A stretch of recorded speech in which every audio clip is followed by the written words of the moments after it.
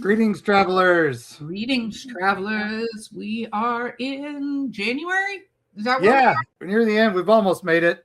Okay, because I'd like to. I know you're excited to get into what is it?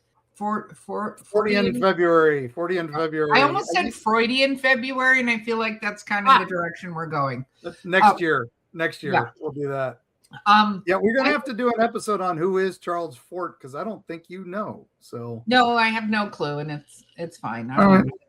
Yeah, it's time. It's time. I need to tell you, I've become addicted to blackberry Dr. Pepper. Oh, it's so good. It's so yummy. It's a problem. Yeah, most of the flavored Dr. Peppers I was good with. I didn't really like strawberry Dr. Pepper because it tasted too medicine-y. Because it reminded me of like some cold medicine or something I used to take. But vanilla Dr. Pepper was dangerous for me. Oh my God, I love vanilla Dr. Pepper. Yeah, this is where I'm at now. Just in case anybody's wondering where I live. Every day I have one can because I know, and I don't put it in the fridge. I put ice and pour it over because if I had them in the fridge, I would be drinking all of them. Yeah, I used to when I was almost 400 pounds. I used to go to the doctor, and the doctor would be like, "Okay, Mark, so you have a pretty high sugar. How much Dr. Pepper do you drink?" And I go, "Well, I have one in the morning when I get up. I have another one after I drop the kids at school. I usually have one before work, and then I have one at lunch, and then one in the afternoon, and then one when I get home and pick the kids up. One with dinner, one before bed, and now we are talking 6-packs, right?" You know what? I remember being a teenager. I know we're on a tangent right now, but I remember being a teenager and going and getting the big gulps. And they took both hands to hold when you filled it all the way up, the big gulps. Yep. And there was that huge, like almost like cup thing, but it was pretty much like a half-gallon cup of soda. Yeah, it was. When you're a kid, when you're a kid, man, that's the best deal in the world, man. You get that 69 cent, I think it was, fill up as high as you wanted. And I remember that one time you could bring your own cups, and I remember wanting to bring in a garbage can and just fill.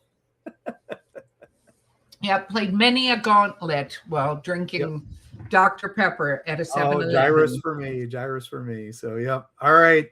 Okay. Well, all that said, gang, we made it through January. We've had some tremendous losses already this year. Please, 2026, don't be like 2025. We've done some specials on those. I did some mini-sodes on those, but we've got listener tales. Holy cow. Have listener tales, and it's about time we do listener tales. So, okay. I think we're just gonna jump right in. Who wants to start? I don't want to. Am I using my magic again? Somehow you do. I don't even know how you do it, so I'm gonna start.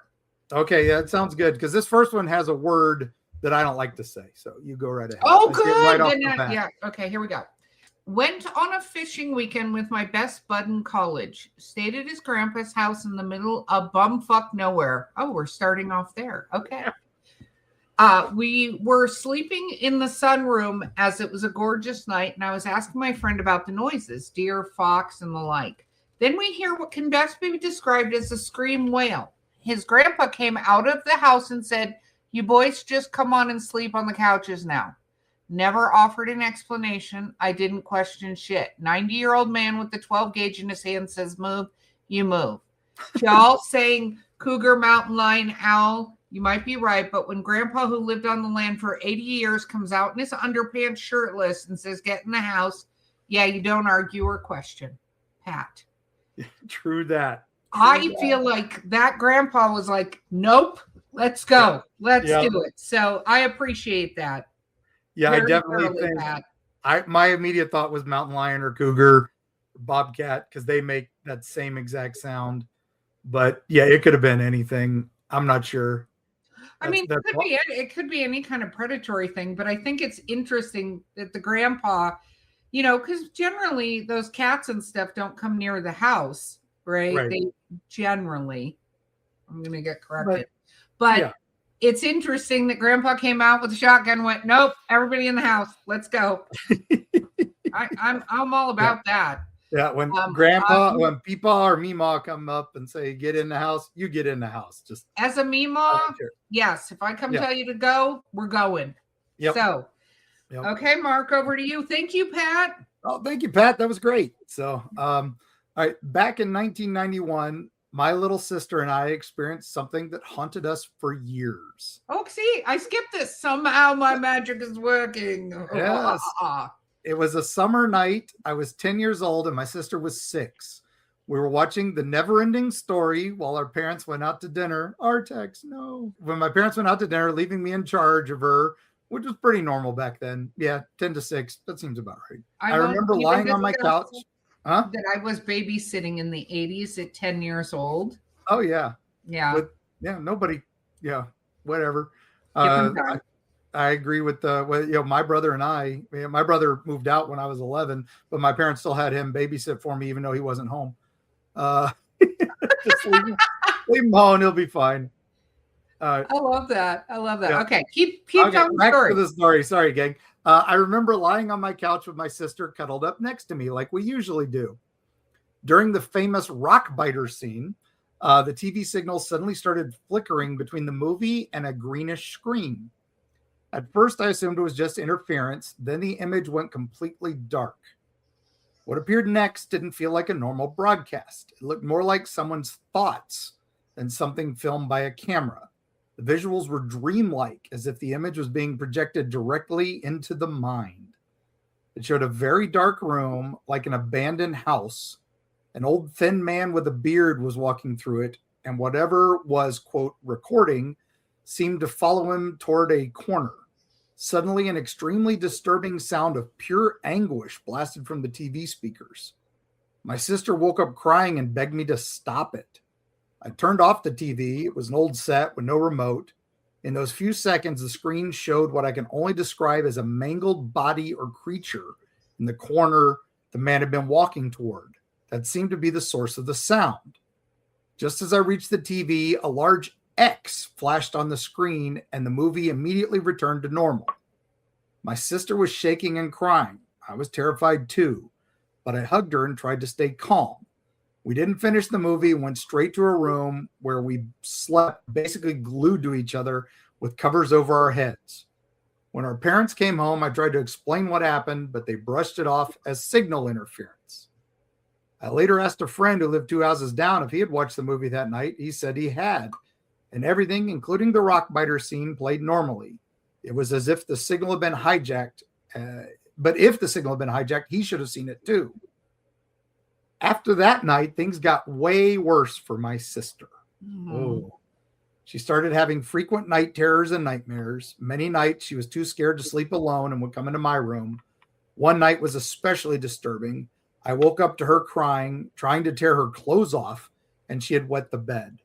She told me that in her dream, she was back in that same dark room. She couldn't see what was hurting her, only a black shadow, and she could hear a girl screaming in pain and terror nearby. Wow. We never forgot what happened. Over the years, there were other strange incidents like hearing whispers and seeing shadow-like figures in the TV room. My aunt, who believes strongly in the paranormal, thought my sister might have been, quote, sensitive and somehow attracted whatever it was. Years later, when we were older, we tried to learn more about the neighborhood. Most of the houses dated back to the early 1900s. An elderly woman who lived there her whole life told us a strange story about that house. Okay, good. Good for you researching. In the 1970s, a family lived there with 2 boys and a little girl who was always in a wheelchair and rarely left the house. Shortly before the family moved away, rumors spread that the girl's uncle, who visited often, was abusing her. The girl was believed to be around 9 or 10 years old. Then the family suddenly left. The wheelchair was left behind, and no one ever saw the girl during the move. Some people thought she'd been taken by relatives, but no one really knew what happened to her. To this day, my sister and I suspect the girl may have died, possibly violently. We've often wondered if that night somehow connected to her, though it doesn't fully make sense. What we experienced felt dark and malicious, and if she was a victim, why would she cause something like that? What convinces me that this really happened is my sister. She experienced it too and suffered so much more afterward than I did. I did. We both live in different states now, and the last time I visited our hometown, The house had already been demolished and replaced by a new building. Even now, I can clearly remember that TV broadcast, especially the sound. My sister does too, despite only being 6 at the time. She remembers details I don't. Have you all heard of anyone experiencing something similar, especially back in the days of analog TV? It's always stuck with us. Greg. Wow, Greg. I'm going to need you to secretly send us that address so I don't go anywhere near that street. Please and thank you. And so I can document it and mark a team there. Yes, that's what he will do. I will just avoid it like the plague. That is not the first time I've heard of stuff like that happening, especially with TVs back then. That was the entire premise of they're here. Oh, like, yeah. You know, no, there were things that could hijack signals and stuff. So yeah, you were right to think that. That was, I remember the whole Captain Crunch and then the whole Max Headroom hack and stuff like that. But that was, like you said, somebody else in the neighborhood would have probably seen the same thing. That's very interesting. I'm curious. And then the whole night terrors afterwards. I mean, something like that would be pretty traumatic to a kid that young. So I could see that causing that, but I could also see, something else influencing. Ooh, yeah. There's a lot there to unpack. That's a great story. I was going to say, because then my other thought, as somebody who believes that we do this several times, I kind of go, if the sister was asleep, was that from her previous? Oh, I see what you mean. Good call. Yeah, some reincarnation there. That's possible. I'm very curious, and hopefully the sister is grown up nice and not having that issue anymore. And keep us posted. Yeah. And yeah, Greg, I know you weren't going to share that one. I'm so glad you did. Thank for you. You messaged us, and I'm glad you rewrote that as a listener tale. It was perfect. So no, that's awesome. And if you want to get your sister to write her side, we would love to hear it. Shoot, and if you want to come on and talk about that, we'd love to have your live tale on that. So that would be very cool. Okay, here we go. Thank you, Greg. Yeah, thanks, Greg. Here we go. Back in 1988, that was a good year, in Medford, Long Island, New York, I believe September, my 7-year-old self was up in my room getting things in order for the next day when I heard my 2 sisters and 2 neighbors who lived across the street suddenly yelling and cursing at something or someone. I heard one of my sisters say, "Holy shit, is that a UFO?" I immediately ran to my window, and to my bewilderment, I saw a flying disc approximately 35 feet in diameter hovering over my neighbor's house across the street from me, about 40 feet in the air with red and white lights blinking all around. I thought to myself, wait a second, is that a UFO? And I immediately ran downstairs into the driveway, and my sisters quickly turned to me to tell me to go back inside the house. I didn't. I watched an Oz that flew west above the other houses from us. We immediately scattered after that. My sisters and I ran into my house and my neighbors to theirs. We were talking about it for the rest of the night, completely freaked out at the event. The next day, my neighbor from across the street said she called 911 and dispatch and said there'd been hundreds of calls throughout Long Island that day about it. They said not to approach it or do anything to it.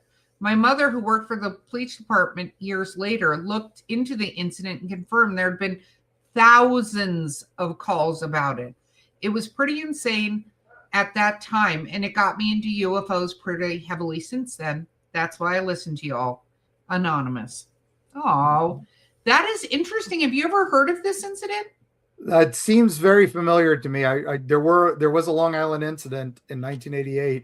I can't recall it off the top of my head, but that seems very familiar to me. Didn't we have somebody on to talk about that? Was that Maria who had an incident in Long Island? Well, no, that was around her witch story that involves a killer, ritualistic but there was killer. Somebody we had on early. It was another Four Horsemen, I thought, that had a UFO story around them. I don't remember, but I feel like we need to look into this now, because if thousands of people called, I wonder how many records there are. Freedom of Information Act. But Anonymous, we love that you're listening. And I love that I got the second story in a row with cuss words. Yeah, same. I have obviously broken the magic spell. I'm excited. And I avoided the haunted children one. Yes, good. Okay, Mark. All right. So thanks, Anonymous. I think it was high school. I first heard the claim that if someone dropped a coin from the roof of the Empire State Building, the friction built up on it on the way down would cause it to burn a hole through the sidewalk or an unfortunate pedestrian's skull. Is there any truth to this? I think if it would have happened, there would be ghosts. Jeff, I hate to break it to you. They do hit a terminal velocity, but it is not terminal to a person. It would hurt.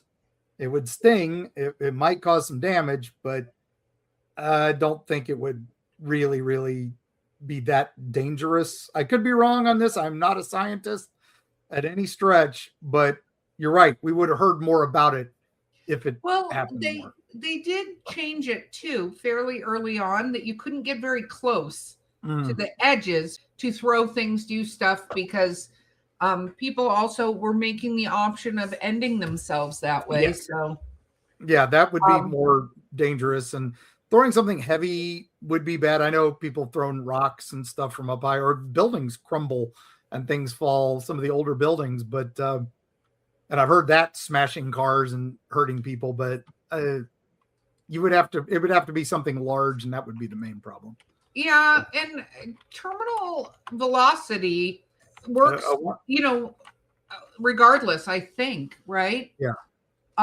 Downward pull of gravity and the upward push of air resistance. Initially, gravity causes acceleration, but speed increases. So does the resistance till it forces an equal, resulting in a zero net force and a constant maximum falling speed. Oh my gosh. Eric, you've been hanging around Neil deGrasse Tyson too much. I used what I like to refer to as you Google. And so, yeah, I would suggest looking that up, but we are not scientists, and let's not be throwing coins off the Empire State Building. Yeah, not something to do anyway, but yeah, like I said, Jeff, thanks for that question. I appreciate it. So. Yes. Okay. And are there ghosts at the Empire State Building? Yes. Absolutely.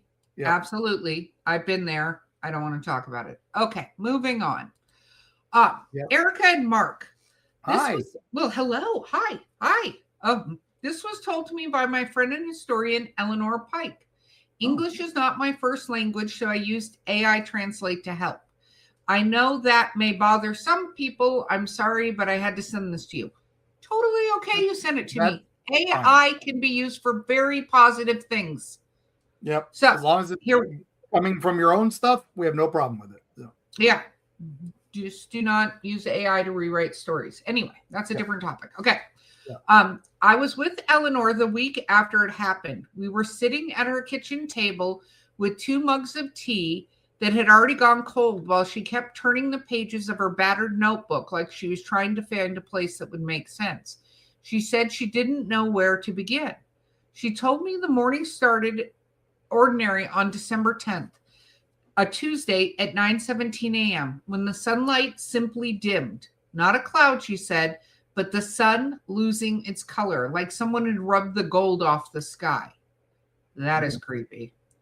She described the silence first, and I can still hear her voice when she said it. No birds, no wind, not even a distant highway hum. She said her breath fogged in the air, even though it had been mild and not very cold. She put her hand over her mouth and begins to write. By 10:03 a.m., the shadow began to move. She told me, sliding across the pavement like spilled ink. They were bending towards people instead of away. A boy, she said, named Caleb, watched his shadow grin at him and then slip into the trees. Eleanor said he kept saying the way he watched it go, like he'd something alive and polite and utterly wrong. Oof. Phones died, watches froze, and the church bell rang, though no one had pulled the rope. Eleanor's hand shook when she described the reflections in the shop window lagging a heartbeat behind the people who made them, and the sudden frost on the glass forming shapes that look like eyes. She wrote everything down. She said the act of writing, she said that, I think what is intended here, she said the act of writing could pin the day to page and keep it from unraveling. She was convinced it was the end of the world. Then at 11:11 a.m., the sunlight came back all at once. It was blinding and warm, she said. It was like the town breathed again. Birds sang, wind returned. But the clock tower read 9:17 a.m. again, and no one could remember what they were doing before the dimming except Eleanor. When she opened her notebook, the handwriting on the pages wasn't hers. The words were short and terrible, and they said, "This was not the first time, and it will not be the last." She told me she keeps the notebook under her bed now, and every December 10th, she waits until 9:17 and looks up. The town marks the date in the archive, she said, but what matters is the way people glance at one another that morning. The small, careful checking of shadows. Eleanor's voice went quiet when she said that. She feels like someone who'd been given a secret and didn't know whether to be grateful or afraid. She asked me not to tell you the name of the town, and she doesn't want to get kicked out. People around here remember it happening, but don't want to talk about it. I thought you should know about it, though. I've been listening to your Tales episodes, hoping someone else would mention this day or thing. Here's to hoping someone else will have another one that verifies this. Janice. Wow, Janice, that is, I have goosebumps, and it's terrifying, and I'm glad I'm wearing a sweater because I got cold.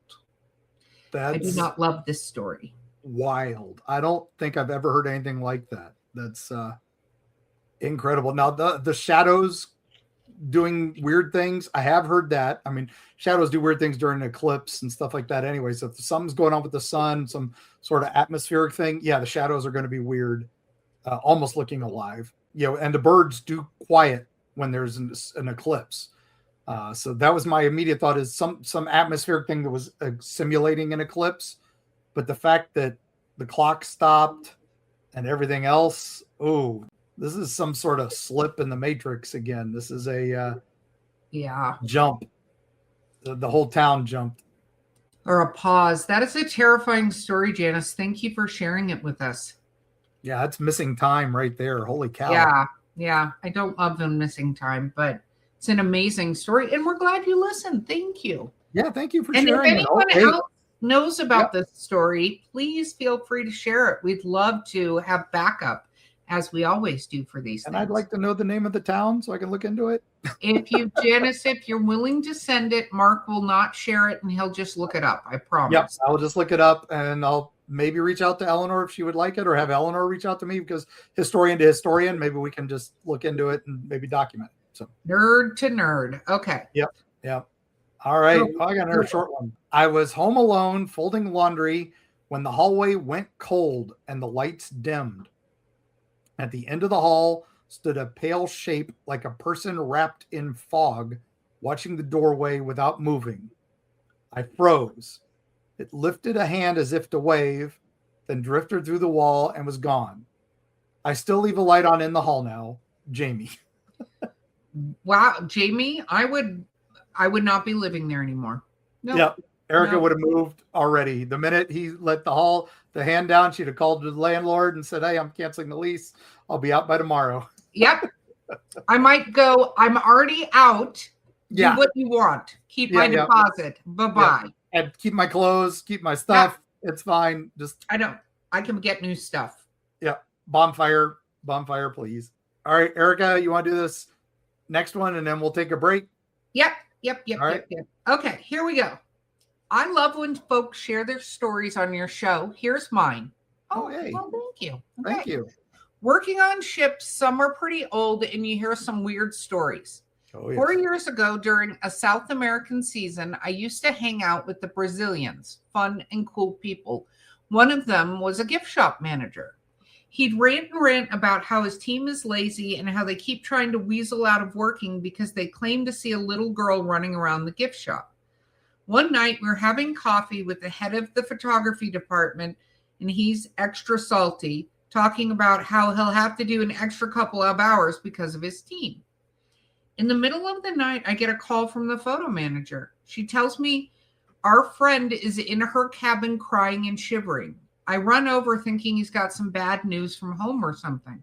Turns out he was working in his office. The door faces the long mirror that covers most of the wall in the closed section. And after hearing giggling, he saw the shadow of a child through the reflection as if she was leaning to look into the door while trying to hide. Only the reflection.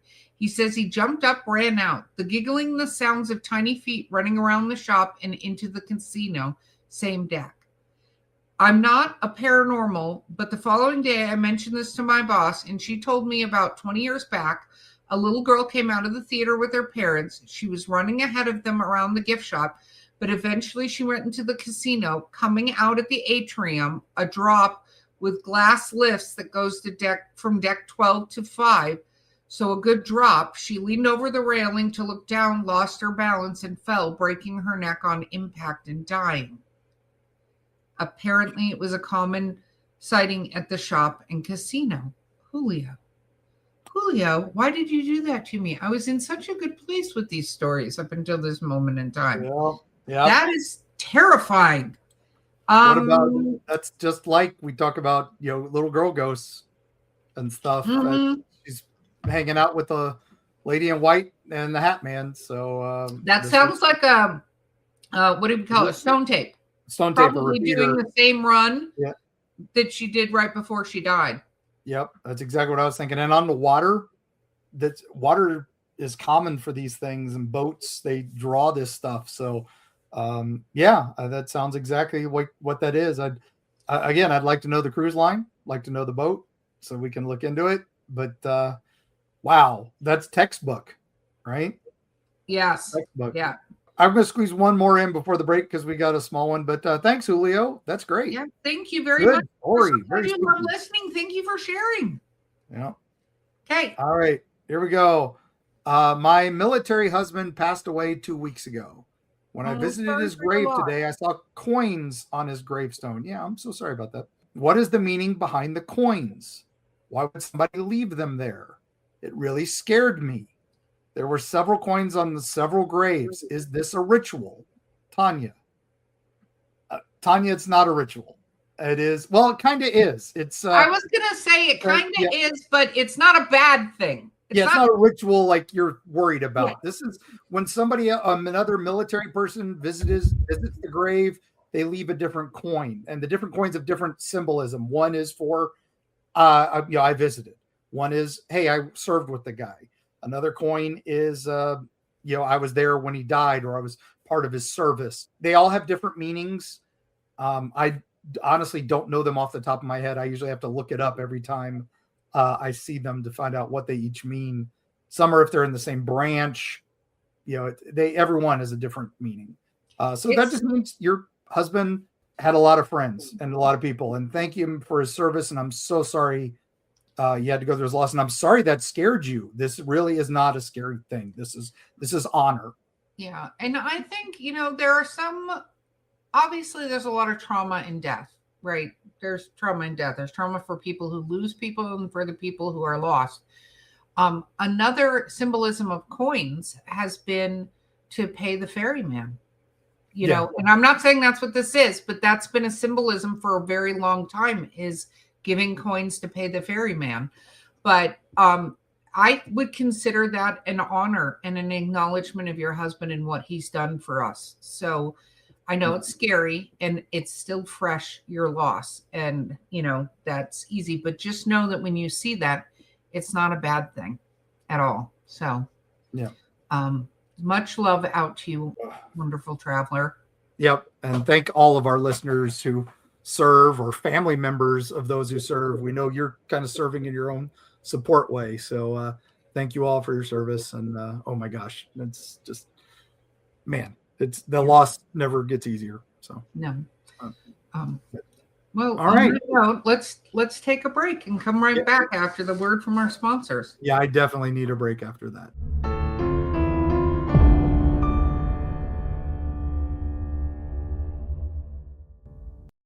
Destiny Beard, the lyrical soprano who will haunt your dreams.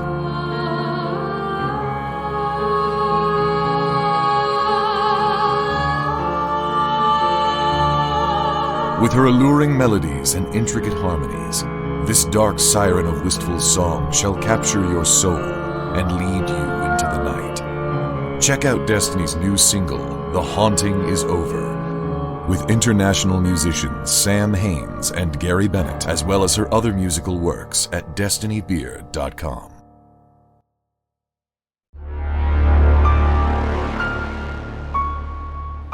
We are back. Yes. Okay. I see the one after this one says, "Hey, Erica." So I'm going to make you read this next one first. You sure? Okay. All right. Let's see. I've told this story before, but while my husband and I were driving through the middle of nowhere, Nevada, in the middle of the night, we swore we saw a gargoyle or something fly across the highway. It had a huge wingspan, 2 arms and 2 legs. We only saw it for a second as it crossed in front of our car, but we both saw the same thing. It could have been some sort of massive bat, I guess, but gargoyle was definitely what came to mind. Paula. Wow. Oh, hello, Paula. We have heard stories of gargoyles before, and then a lot of people who are seeing what they're calling, I think, the Chicago Mothman. Some are describing it like Mothman, but others describe like a gargoyle type thing with the red eyes. So yeah, and that's what sticks is the Mothman name, even though it's more like a gargoyle. Again, I agree. Nevada, middle of nowhere, it could be a giant bat. There's a lot of big bats out there, but not with arms and legs. No, again, you saw it for a split second, so I'm not denying what you saw. You're right. That is the what somebody, a skeptic, would say is what you saw there. And we always have to bring that up. Who knows? Because, the people who saw the original Mothman described it like a Sasquatch with wings. Yep, flying Sasquatch. Yep. Yeah. And then also giant bat. There's Bat Squatch we've heard of, and other stuff. I've also heard, in Florida, I was chasing what everybody thought was a gargoyle in Mayaca Forest, and it turned out it was a big cormorant, which is one of those big birds that we hadn't seen. So there are some big birds out there in Nevada too.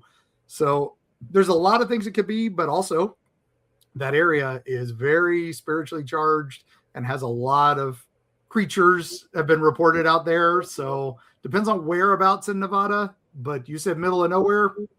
You never know what's out there then. No, I was going to say, and with everything that people have seen, it really does get me into that whole dimension shifting situation and whether or not something just flew by and it wasn't necessarily here, but was there, if that makes sense, in a very weird way. But thank you very much, Paula. And I'm going to go with gargoyles because gargoyles can be hot. Not going to lie. Agreed. So here we go. Hi, Erica. Right. Well, hello. No, hi, Erica. Okay, I'm sorry. Sorry. It's very rare I get hi, Ericas. I'm true. clinging to this, so I'm doing it again. Own it. All right. Okay. Hi, Erica. Well, hello. Just from me, not from Mark. This is someone who still hikes the trail, but not the same way anymore. I'm sending this because I don't know who else to tell and because I want you to hear how curious I was before I got terrified. Oh, I'm also a writer like you all, so there's a bit of embellishment because I wanted to publish a short story at some point. That said, I think I need to get this all out, and I think you will all appreciate it. I feel like I'm about to be terrified as well, so maybe I just set myself up for this. I did not. So whatever. Okay. It was late October. Yep. Already don't like this story. So, okay. It was late October and afternoon leans towards dusk, even when the sun is still up since it was so late in the year. I'd taken the East Hollow Loop off the trail because it curls through the pines in old stone walls. I like that trail because it's quiet and because the maples make a tunnel of color and it is less traveled. I was alone, earbuds out, boots on, the usual, until I saw the tracks. They were fresh, pressed into the soft mud by the stream, 4-toed, too large for a dog, too neat for a bear.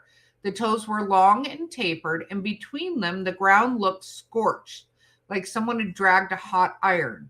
I crouched, curious, because that's what you do when you hike alone and find something that doesn't belong, and took a picture with my phone. I thought of Mark, who says to document things. Oh, I like that part of the story. Yeah. I didn't really look until later, but the photos came out grainy. I realized that it didn't want to be captured on film. I followed the prints because curiosity felt safer than turning back. Okay, who are you? Like, that is never a good idea. Okay, they led off the path and into the stand of older pines. The air smelled faintly of copper and wet leaves. The woods went quiet in the same way that made my ears ring. My breath sounded too loud, and I realized I should have listened to my inner Erica. Yeah. Then I heard it, a low, resonant hum. It sounded like the wind through a hollow horn. It wasn't an animal sound I knew, and it vibrated my chest. I rounded a mossy boulder and saw it, standing in a small clearing, half in shadow. It looked like a stag, but wrong in every way that matters. Its coat was the color of old bone. It was thin and almost translucent. Its eyes were empty hollows like black glass, like a shark. The antlers were not antlers so much as a tangle of dead branches. Where they met the skull, there was a faint pulsing light, kind of like a lantern light. I froze. I wanted to step closer to see if the light was a trick of my tired eyes. The creature cocked its head and the hum deepened. It almost sounded like a word. I realized it had no syllables, just intent. My phone buzzed in my pocket. When I fumbled out, the screen showed the photo I'd taken of the tracks. Only now, in the corner of the image, there was a second set of fuzzy prints. They were small, human-shaped, leading away. I told myself to leave. I told myself to be sensible like Erica. I can already tell he didn't listen. Instead, I took one step forward because I listened to my inner Mark. Okay, I'm going to get to the end of the story, and I have so many lessons I want to say here. The stag's black eyes turned towards me, and the air went even colder, like the inside of a refrigerator. The light in the antlers brightened, and for a second I saw movement inside the hollows of its eyes, shapes that were not quite shadows and not quite people. I heard laughter then, like from all around me. Now one set, but like many voices folded into a thin sound. It wasn't cruel, it was curious back. I decided to finally listen to my inner Erica and book it out of there. That's when I realized the trail changed. The path I had come from was gone. No roots, no footprints, just a wall of trunks where the trail should have been. The only opening was the way the stag was looking. It was a narrow corridor of underbrush that seemed to open. Panic rose, but curiosity kept my feet from running. I thought maybe it's leading me somewhere. Maybe it wants me to see something. I ran then because it was just too much. I ran blind through the corridor and burst back out into the main trail. My lungs were burning. My heart was pounding. The clearing where I'd first seen the stag was empty. The tracks were gone. My phone had no new photos. My watch read the right time, but my hands were shaking so hard I could barely hold it. I told the ranger at the trailhead what I'd seen. He smiled like people do when they don't want to believe you, and then asked if I'd been drinking. I wasn't. I showed him the picture, and there was no print in any of my photos. He didn't say the word I wanted him to say, that sometimes the woods have weird things. I still go back sometimes, but I don't follow tracks anymore. I stick to the path, and I keep my phone in my pocket. At night, sometimes I dream of its hollow black eyes and the lantern antlers. I wake up with the taste of copper in my mouth. I don't know what the creature was. Maybe some old forest thing, a guardian, a collector, a trick of my brain. I only know this. Mark's curiosity influence led me into the hollow. Wherever it lives, there remembers the curious. If you ever hike in the East Hollow Loop and you see prints that don't belong, don't follow them and listen to your inner Erica. Kyle. Oh my gosh, Kyle. Okay, where to start? I have many things I want to say. Welcome to the Fey realm, Kyle. Oh my yes. gosh. Yeah. First of all, I was going to say you completely ended up in a fairy circle, and I don't know how you managed to do that, but it sounds very much like you did. that symbolism very much is in nature fairy symbolism, right? Of old trees and even like Cherokee legends and stuff like that. I was about to say the deer stuff is very Native American, but also that is not a knot deer. No. For the record, that description's not a knot deer. But my friend, I'm just going to give you a little tiny warning to go with this. We have warned you many, many times about acknowledging the Fae and going anywhere near the Fae. I do love the Fae. Oh, I just got... No. I need you to be a little more careful because I love curiosity. Mark, you are completely right. Would be very curious about these things. Oh, yeah. But the copper taste is blood, my friend. Yeah, that's exactly what that is.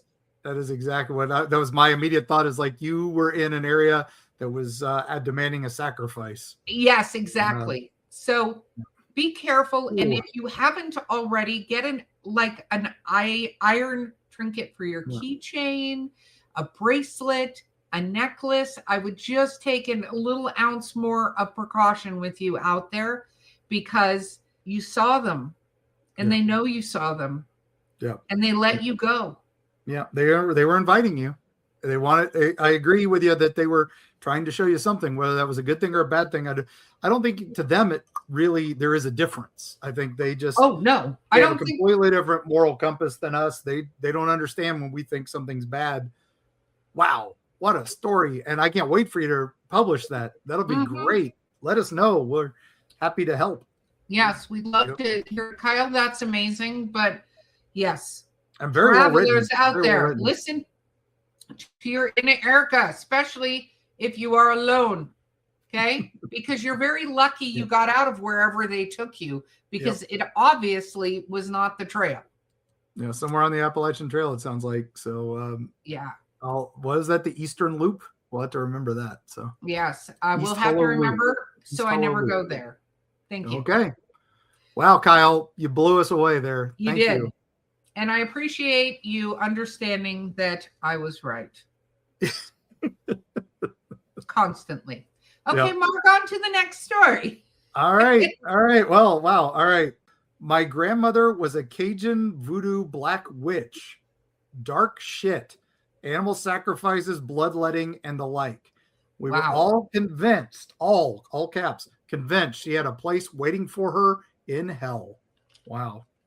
I think she sounds badass to me, but she was not a big woman. She was maybe 5 foot tall, 100 pounds. And at her funeral, they had 4 men carry her casket from the funeral home to the hearse. At the church, it took 6 to get her out. It took 8 to get her into the cemetery as she got heavier and heavier as they got closer to her grave. 10 men to get her in the actual grave. It was crazy to watch. When we returned to her house where the rest of the family was, me and my uncle went to the kitchen, and the kitchen was hot, like opening an oven hot. And it was mid-February at the time in a house in the country with no electricity. Inside the kitchen, we both saw my grandma, whom we had just buried, holding hands with 4 other women. I didn't know them at all, but my uncle knew a couple. One was his grandma's sister who had died, and one was grandma's mom, who was long dead, but not at all because she was here.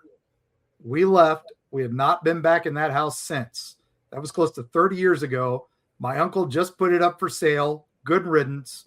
I can send you the address if you want to buy it, Mark. Patra. Okay, first of all, Patra, I feel like we need more about your grandmother, but I'm not surprised because it sounds like she wasn't ready to go. Yeah. It sounds like she was. I don't like to say there was a black witch of the Cajun voodoo. Voodoo is just voodoo. It is, intent can be bad. Intent can be good. It may seem dark. Animal sacrifices, bloodletting, that happens. That's part of their ceremonies and rituals. Voodoo is very interesting. From outsiders looking in, it can look dark and it not really be. That said, there are people with bad intent, but the heavier she gets to the grave, I have heard that before. That's more that she's going into ground she doesn't want to be in. Exactly. Like she's struggling to That's fight what I back. immediately, my witchy vibes were like, you put her somewhere that wasn't what her option was going to be. Mhm. And you know what's interesting is I feel like a lot of people who are magically inclined, that's the word I'm going to use, would prefer to be burned, like ashes, like, and not trapped in a. So just anyway, interesting things. We need to know more.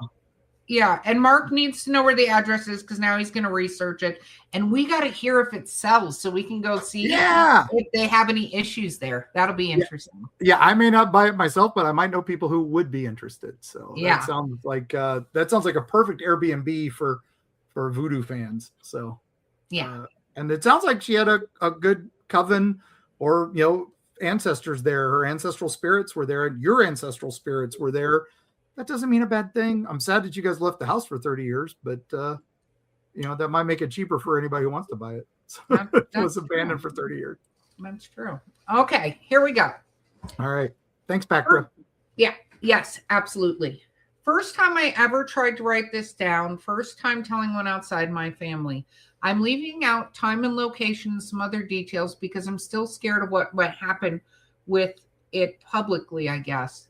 Somewhere before 8th grade, me and 2 of my friends snuck out at midnight to go walk around the neighborhood and go see these girls on the next block who were having a sleepover. We turn the corner of our neighborhood and there's this huge black blimp-shaped thing in the sky, like pictures of the Hindenburg, but bigger and as close, if not closer. Completely silent and the size of at least 4 or 5 football fields across, no exaggeration. Even though I was young, we stare at it entranced, asking each other over and over again if we see it, which we all agree we do, standing there frozen in one place. It was like black polished gunmetal, no lights, no sound, no anything, just hovering there. And then I don't know what happened, but time clearly jumps. Next thing I remember is a craft ship, government experiment, whatever the hell it was, had gone, and there was a tiny glowing white barbell thing in the sky, seemingly slowly falling to earth with wisps of smoke coming off of it.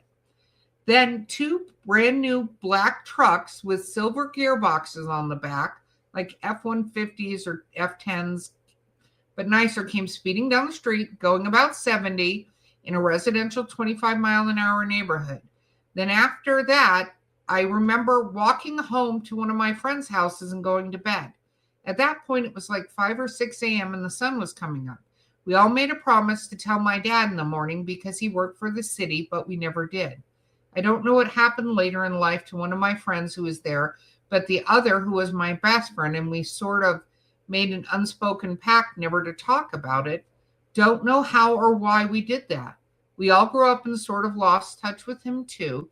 We did reconnect over Facebook and such over the years, but it was like there was something between us neither of us wanted to touch or talk about.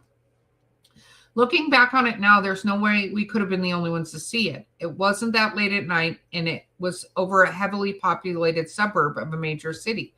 The idea of this has always scared me more than any sort of possible abduction scenario, that there were others and we're all voluntarily suffering with some sort of collective amnesia, except in how we're not. I've thought about hypnosis, but that scares me too much. Plus, I'm not sure I trust the results. I was a kid then, and I'm not sure I can trust a hypnotist. What I do know, again, is there's no way it was just the 3 of us who saw it. We're talking a huge hovering thing in the sky directly above hundreds of houses just before midnight on a summer weekend night. But nothing on the news, nothing in the paper, nothing on TV, no words spoken about it ever again by anyone. This is a true story. I'm a little older than the average if I look rightly at your Discord here, I think. I know what creepypasta and stuff like that is. This happened, and there's no way I'm the only one who remembers. No way. Thanks for letting me get this off my chest. Phew, Andy. Well, Andy, comments, Mark. I think you saw one of those experimental balloons that the government was working with. It also might be some sort of other aircraft. but that we do know they were working with balloons again, and they were huge. Again, it is a very classified project. We've gotten some redacted information on it. We've heard other people tell us about this, right? That they've seen it. It is weird that there seems to be like this unspoken, we don't talk about this, and everybody seems to follow that exact same thing. I don't know what it is about. I don't know why people think that, but it does happen.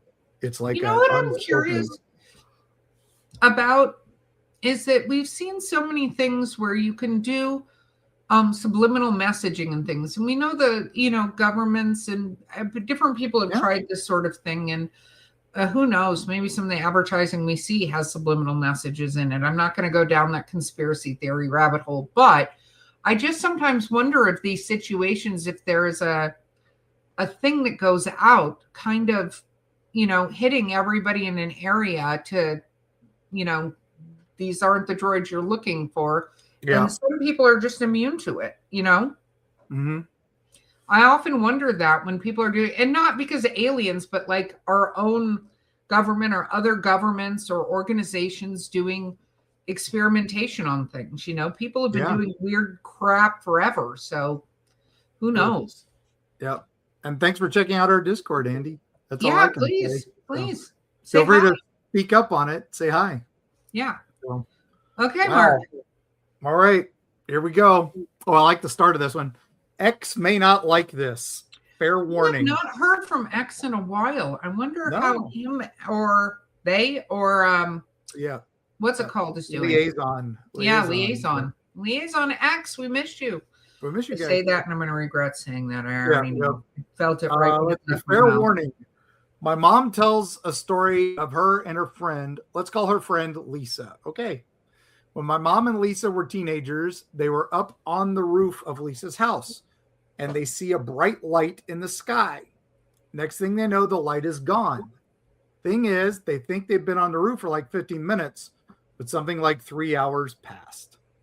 Mom doesn't remember anything about what happened during that time, and Lisa simply refuses to talk about it. She would answer with my mom with things like, oh, I don't know, just drop it, for a long time.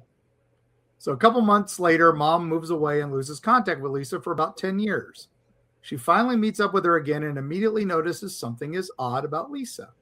Lisa appeared very, quote, distant to her with a very, quote, dreamy demeanor, like she was really happy and at peace for no good reason. After they talk for a bit, Lisa brings up the incident on the roof. Mom says she still doesn't really remember anything about it, but Lisa remembers. She remembers everything. She said that at first it was all in bits and pieces and she couldn't remember any of it clearly. She was confused and scared and wanted to avoid discussing it. Then as time passed, she began to remember more of it. She remembers it all clearly. She remembers the other 3 times she was abducted after that clearly as well. At first, they paralyzed her somehow and did all sorts of invasive experiments on her. But by the most recent time, they stopped probing her and began to talk with her. They didn't speak English or any other human language, but she could understand everything they said, even though she can't speak their language herself. Apparently, they told her all sorts of things, stuff about space, Earth itself, and most shockingly predicted years beforehand that she would get pregnant in a specific year and it would also be stillborn, and that she would never be able to have children again. They also told her that it was not their fault, and they even made an attempt to save her from this fate, but they were unsuccessful. They also told her that they had abducted my mother another time after the first incident.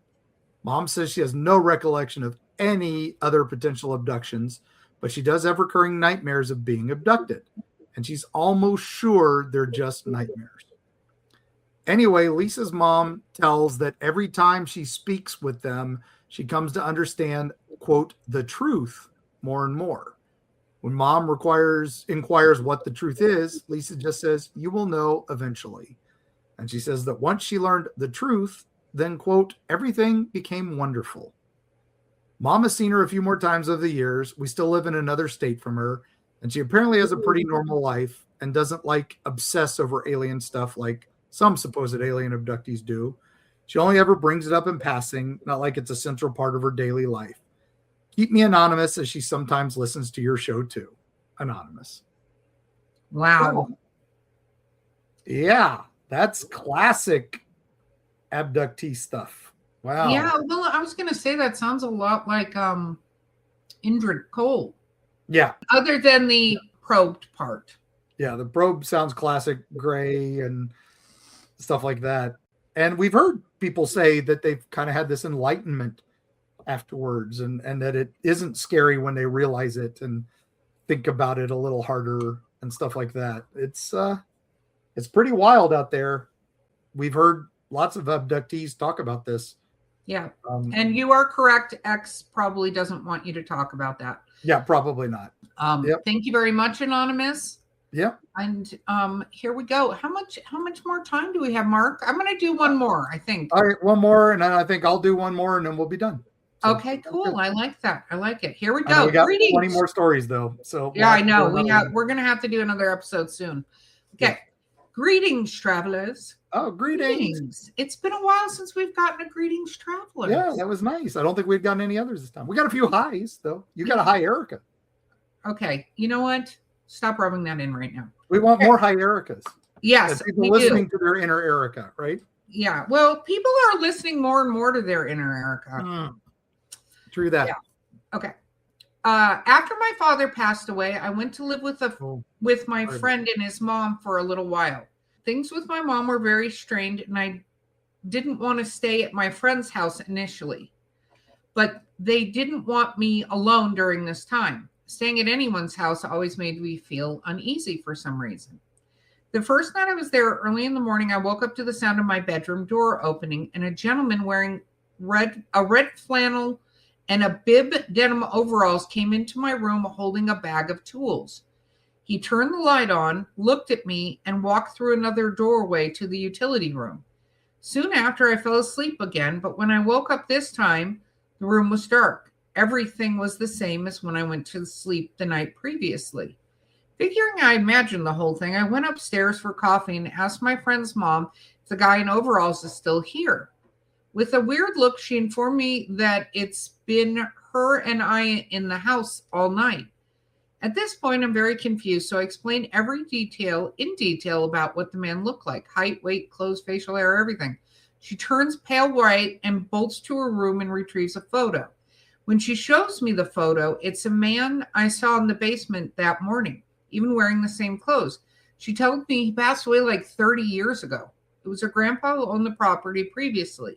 He had killed himself to save the farm when he invested money into horses instead of machines, and his investment flopped. To keep the bank from taking the farm. On a stormy night, he took a lightning rod into the middle of the pond, and nature took his life when lightning struck the rod. Because of this, life insurance paid out, and his suicide saved the family dairy and kept the house from being foreclosed on. I figured Mark might know some of the history here. I never heard that way of unaliving yourself. Danny. I like how he said unaliving. Yeah, I like that too. That's amazing. And that's an internet. I hope you left immediately. Yeah, that's internet speak. No, that definitely sounds like a repeater, a stone tape ghost where he just was in his house walking through. I have heard that about using a lightning rod to kill themselves. It's definitely something. It's to get the insurance payout because I was struck by lightning. What are the odds? And when the family is about to lose the farm or lose, you can't get the insurance payout if you do it any other way. Yeah. And supposedly that's, instantaneous. So, no pain, all that stuff. So I'm sorry you had to deal with that and weren't ready for it. But it sounds like you saw something supernatural, paranormal, preternatural, and that's an experience that is with you. And thank you for documenting it and sharing. Absolutely. And, sounds mostly harmless. At least he didn't leave the light on. Yeah. Sounds like I would not stay there another night after finding that out, but yeah, cool. Again, like preternatural, we don't understand it.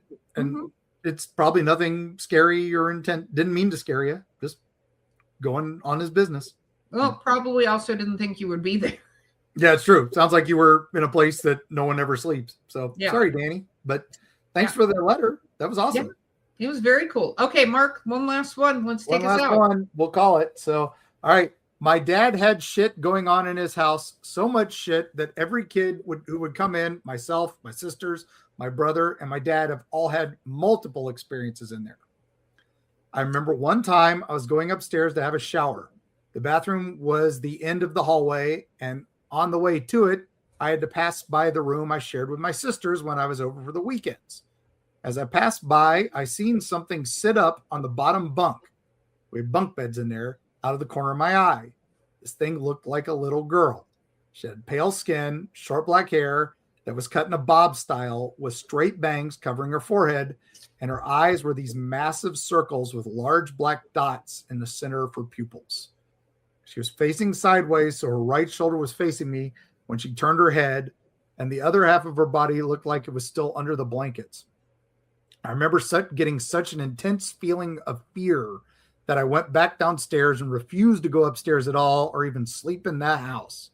My dad had to set up the camping tent in the backyard for the rest of the weekend. If this occurrence had been me just seeing things that weren't there, I feel like I shouldn't still remember it in perfect detail at the age I am now. Seen it when I was maybe 6 or so, and I'm 27 now. Freddie. So, well, Freddie, yeah, I feel you on that. I have some of my earliest memories are seeing spooky things that when I was a child that made no sense to me. It's why I started the path I've been on for almost 50 plus years. And it's scary. It is. And this makes me think of the Black-Eyed Children. I don't know why, but that's what it makes me think of. Yeah, borderline, that same dark eyes, all that. That was where I thought he was going with it. But it sounds more like another spirit of some kind, just seeing something. Again, our mind can play tricks with us, so it could be something simple, but I think you saw a remnant. Something was there and was using the bed as a place to relax and saw you and made contact. Yeah. Again, doesn't sound malicious, doesn't sound scary. I'm sure your child brain didn't know how to deal with it. So yeah, sleeping out in the tent probably felt like the right choice. It might have been. I don't know. It sounds like you need to send us more stories from that house and tell me exactly where it is so I never go there. I'm making a map. I should probably publish a map called Places Erica Has Noped Out of and Will Not Visit. Yeah, places for Erica to never visit or never visit again. Yes. Ever. Yes. And I think we need to get back to that paranormal realty job that we were talking about for these places. Oh, yeah. That and sell places that are definitely haunted. I saw Guillermo del Toro was talking. He's looking at buying a castle in Europe, and he is insisting that it be haunted. He's like, if it's not haunted, I'm not going. No, he wants to go. He wants to be haunted, and then he'll purchase it. Yeah, exactly. So he's be like, he's had some experiences, and he wants to see a ghost before he's gone. So I feel that. Wow. Thank you, Freddie. That was incredible. So yeah, these have all been so good as always. You guys never disappoint. Never, ever, ever. And keep them coming. We've got a bunch more left. Not a lot more. So we'd love to have more stories. Please send them our way. As always, you can go to the website, eerietravels.com, and there's leave us a tale, leave us a question, whatever you need there if you ever need to get in touch with us. Or drop us a line, info@eerietravels.com, mark@eerietravels.com, Erica@eerietravels.com. You can leave us stories. Listen to your inner Erica and leave her a story. That was threatening. With that said, though, we love sharing it. And we love being able to be a voice for you guys out there because we know sometimes you don't feel like there's a place you can share it. And here is a very, very safe space where, although I might advise you to burn it down and never go there again, you can still tell your story. I will never tell you not to tell your story. I will just tell you what you should do about the situation. Yep. And which again, is burn it down. Yeah. And again, thank you for reaching out to us directly. Yes. That's the easiest way. If you try to reach out through one of our socials, we've lost a couple of our socials, but they're still out there. They've been, taken over by evil forces. So just message us direct. It's the safest way. Yes. Mark loves receiving the stories at mark@eerietravels.com, or you can go on our contact page. Yep. There are many ways to send stories. And when you come to us in person, which we love, and you tell us a story, we're going to tell you to send it to us as a listener tale so that we can share it with the rest of the travelers out there. Yeah, which is what we do. And we appreciate that. Oh my gosh. Thanks again, gang. And thank you, Erica, for putting up with this. Some of these I know scare you to death. And you recorded it at night. I was going to say, I don't know how you talked me into doing this again at night, but I'm going to go do something that cleanses all of this, because now I'm completely freaked out about the Fae again. I was fine for a while. Like, you guys have got me completely, like, I need to go hide under a rock so that I cannot be abducted and the Fae don't get me. That's where I'm at. Yeah. Don't get me started about the gargoyles either, because no, that was definitely interesting. So, all right, gang. Once you're out and about and you're in the woods at night and you smell that smell and you see that scorch mark footprint on the ground, follow your inner mark for about 2 minutes, document, but then follow your inner Erica and get the nope out of there. I agree. When you see that thing that doesn't make sense, because you've only got so much time on your hands before you wind up in some place you may never get back from. And even if you do get back, the men in black will be waiting to wipe your memory, and we'll see you on the other side.